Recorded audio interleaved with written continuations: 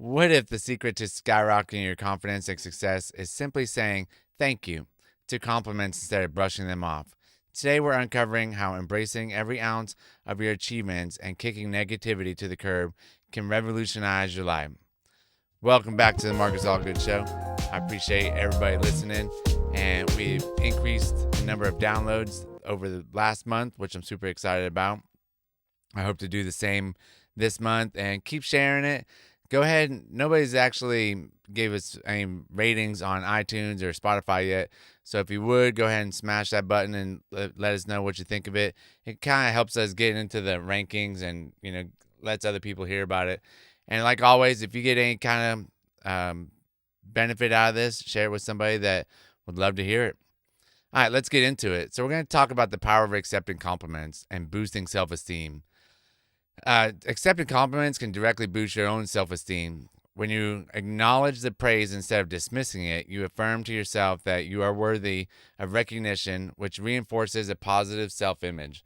It doesn't beat yourself up. It doesn't put you down. It actually builds you up. Everybody loves hearing a compliment, but we have to really, once it's given, we have to accept it and say thank you. That's super important for you and for the person giving it, because if you don't, that person might not ever give a compliment to somebody else, and it's just going to hurt you by not accepting it. And you're going to think that person tells you you're pretty, and you're like, oh man, my hair is a mess right now. All you're doing is reinforcing negative self-talk in yourself.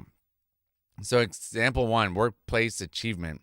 The situation, we're going to talk about Miss Sarah. Imagine Sarah, who has just completed a major project at work.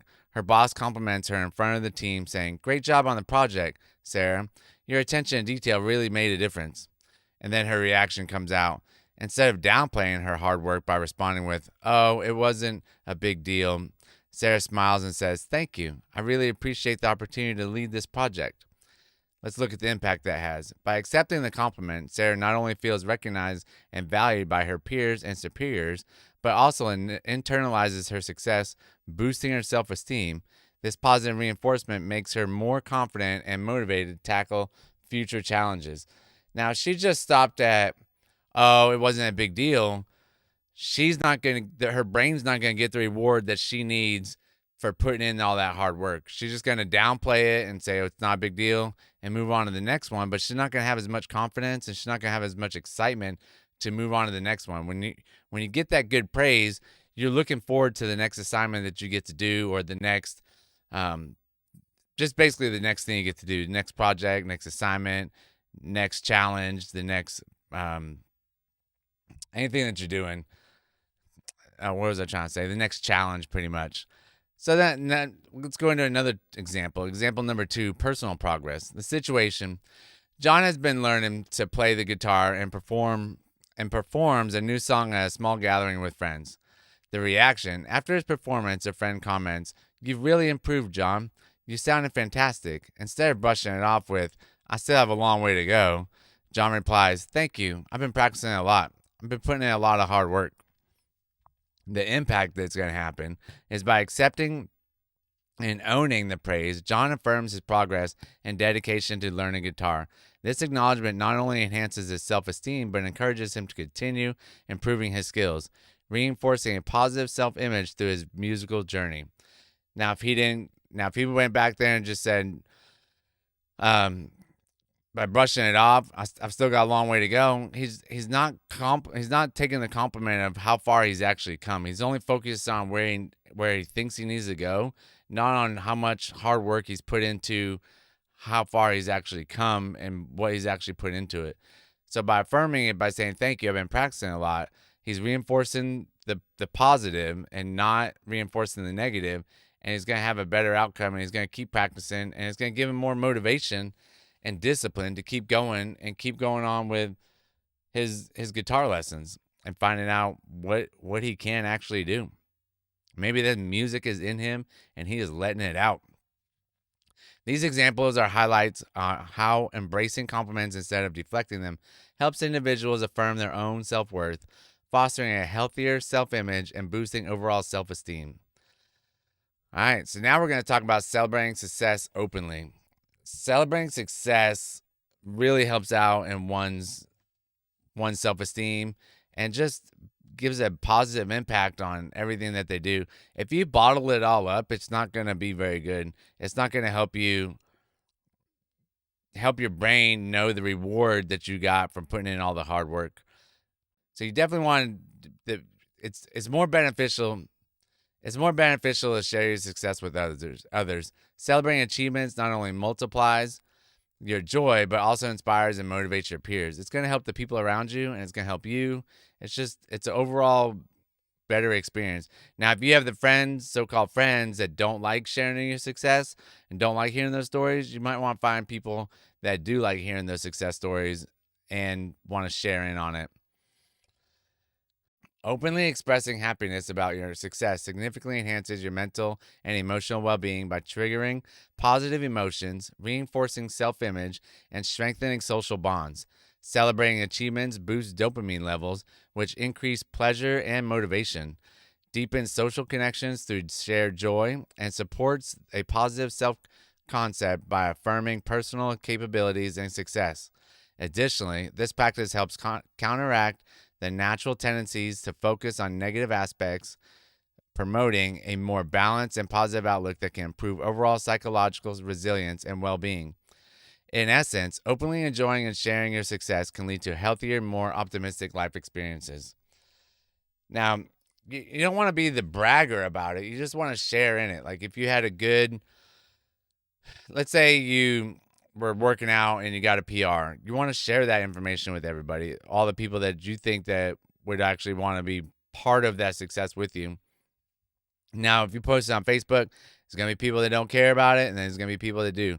So do what you will, post it or not. But I usually just tell them, like the 5 friends I'm working out with, like, let's say you got a new promotion, like tell the people that, that you work with that are happy for you.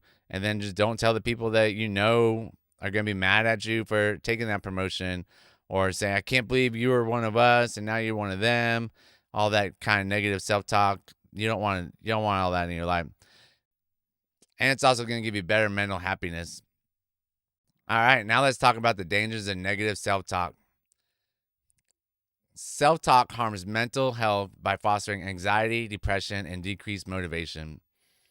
Negative self-talk can significantly impact our brain's function and structure, a process neurologically rooted in how our neural pathways develop and strengthen over time.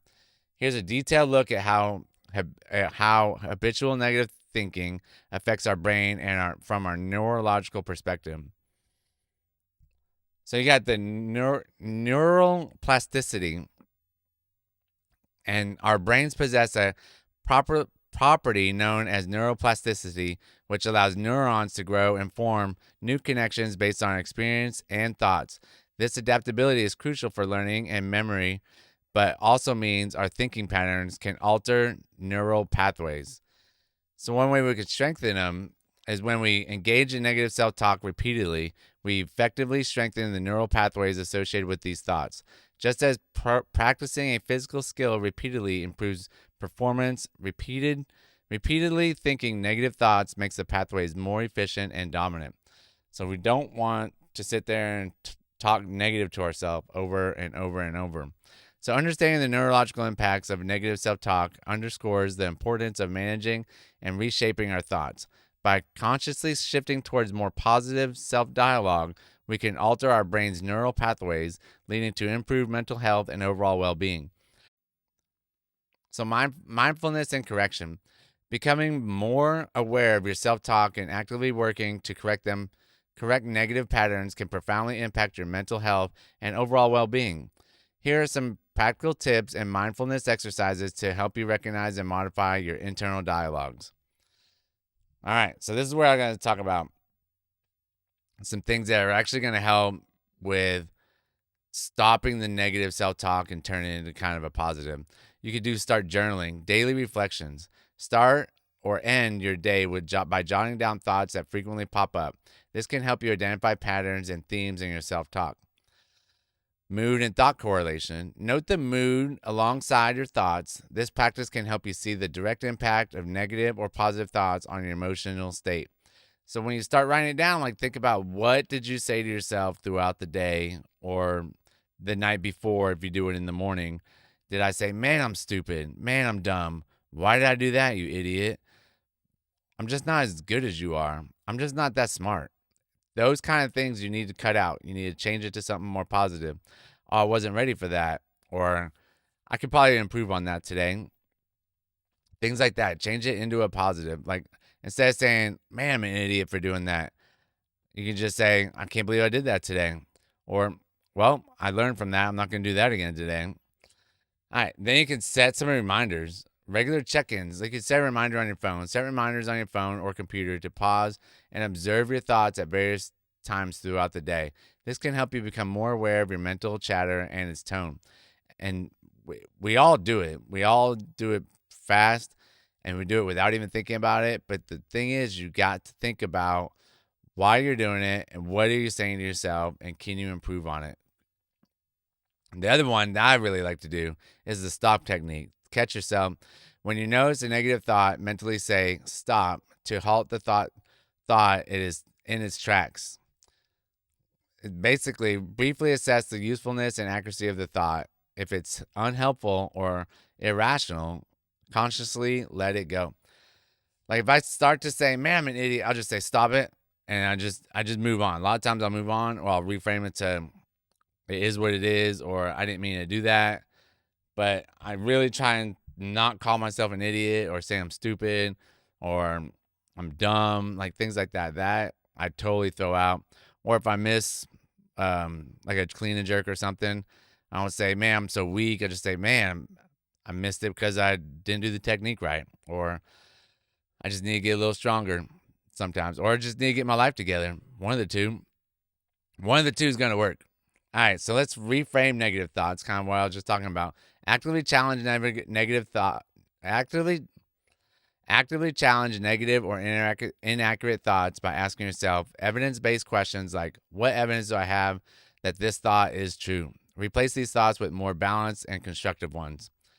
Like it's actually a good way to do it. Like you can say, man, why am I so dumb? Wait a minute, what evidence do I have that this thought is true? Most of the time it's not, because just because you didn't make the drink right or you dropped a spoon doesn't make you dumb. It just means something happened in your brain that wasn't doing the right thing, wasn't clicking on all cylinders at that one time. Doesn't mean you're dumb because you're super smart. You passed school, you passed a bunch of different things. Like stop calling yourself dumb, and everybody's here for a reason. So by regularly practicing these techniques, you can become more aware of the nature of your self-talk and gradually shift it from negative to positive. This shift not only enhances your mental and well-being, but also improves your interactions and overall perception of life. So that's what I got for today. I really hope everybody enjoyed it. Remember, no more self-talk and self-negative talk. Go out there and when somebody gives you a compliment, say thank you. I really appreciate it. Don't put yourself down because of it.